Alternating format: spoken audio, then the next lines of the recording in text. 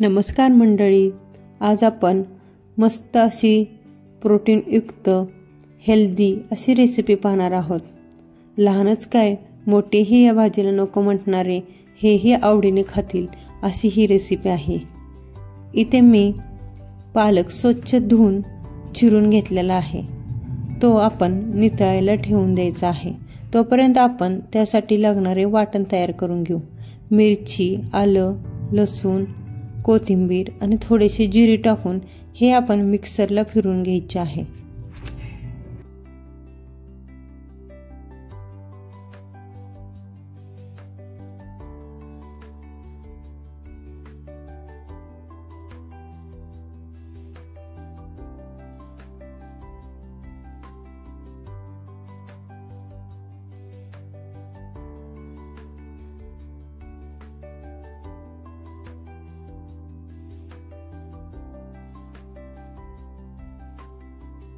इथे पाहू शकता आपले वाटण छान असे बारीक झालेले आहे। आता आपण या पालकच्या भाजीला फोडणी द्यायची तयारी करून घेऊ। एका कढईमध्ये आपण थोडेसे तेल टाकून तेल गरम झाल्यानंतर त्यामध्ये आपण जे वाटण तयार केलं आहे मिरचीचं ते आपण वाटण ह्यामध्ये घालून ते छान असं परतून घ्यायचं आहे।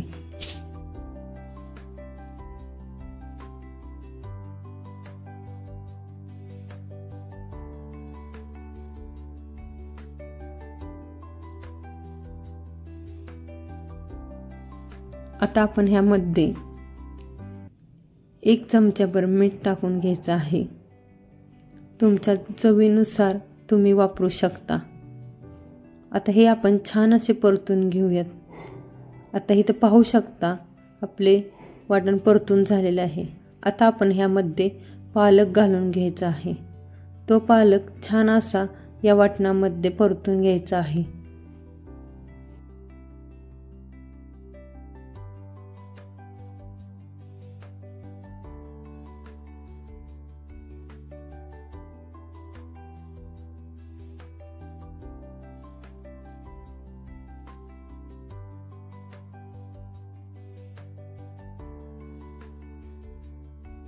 इथे पाहू शकता आपला पालक परतून झालेला आहे। हा पालक आपण 5 ते 10 मिनिटांसाठी वाफवण्यासाठी ठेवून द्यायचा आहे।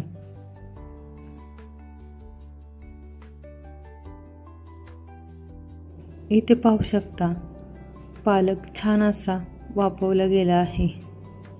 याला आपण थोडेसे परतून घेऊयात। याला आपण एकजीव करून घ्यायचा आहे। आपली पालकची भाजी शिजलेली आहे। ही आता एकजीव झालेली आहे। इथे पाहू शकता। आता ही आपण भाजी खाली काढून घेऊयात आणि ही थंड करून घ्यायची आहे। भाजी बारीक करण्यासाठी इथे आपण मिक्सरचं भांडं वापरणार आहोत। आता आपली भाजी थंड झालेली आहे। ते आपण या मिक्सरच्या भांड्यामध्ये घालून ती मिक्सरला फिरवून घ्यायची आहे।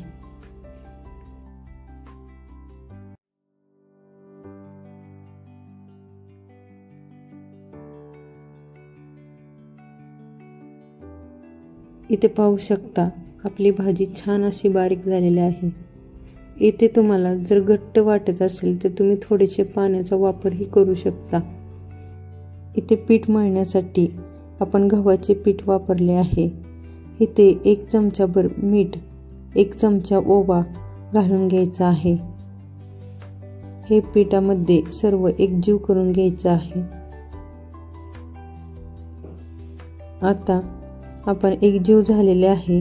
आपण जे वाटण पालकचे जे वाटण केले होते ते आपण ह्यामध्ये घालून घ्यायचे आहे। इथे आपण या पालकच्या भाजीमध्ये जेवढे पीठ बसेल तेवढेच पीठ आपण इथे वापरणार आहे। इथे आपण पाण्याचा वापर अजिबात करणार नाही। जर हे पीठ एकसारखे होत नसेल तर तुम्ही थोडेसे पाणी वापरू शकता। आता आपण हे एकसारखे एकजीव करून घेऊयात। इथे आपले पीठ छान असे मळून झालेले आहे। याला आपण एकसारखे एकजीव करून घेऊयात। जेवढे आपण या पिठाला मळून घेऊ तेवढे आपले परोठे मऊ लुसलुशीत होतील।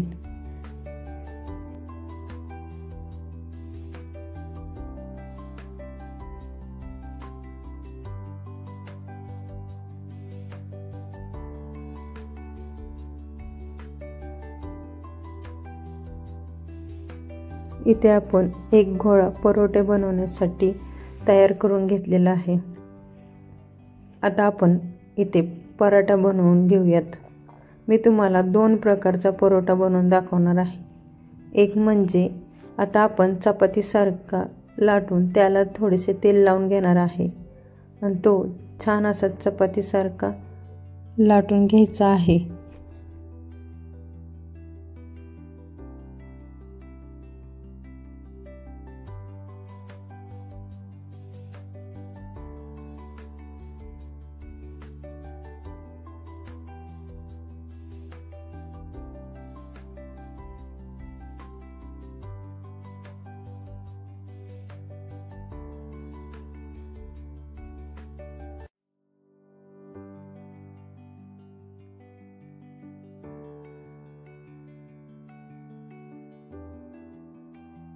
इथे पाहू शकता आपला पराठा तयार झालेला आहे। इथे मी अगोदरच तवा गरम करण्यासाठी ठेवला होता। त्यावरती आपण हा पराठा टाकून तो छान असा भाजून घेऊयात।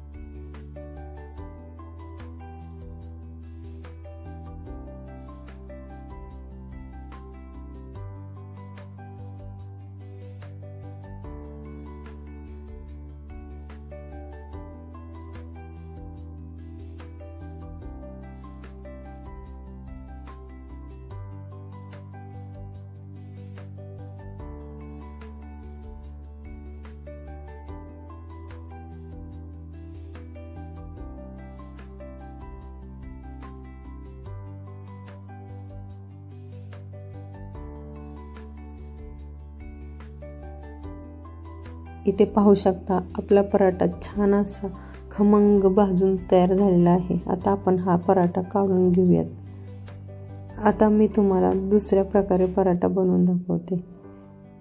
म्हणजेच आपण या पराठ्याला जर तुमचा पराठा चिटकत असेल तर तुम्ही या प्रकारे पिठाचा वापरही करू शकता। आता आपण यामध्ये आतून तेल लावणार नाही। आपण असाच पराठा लाटून घेणार आहे रोटीप्रमाणे।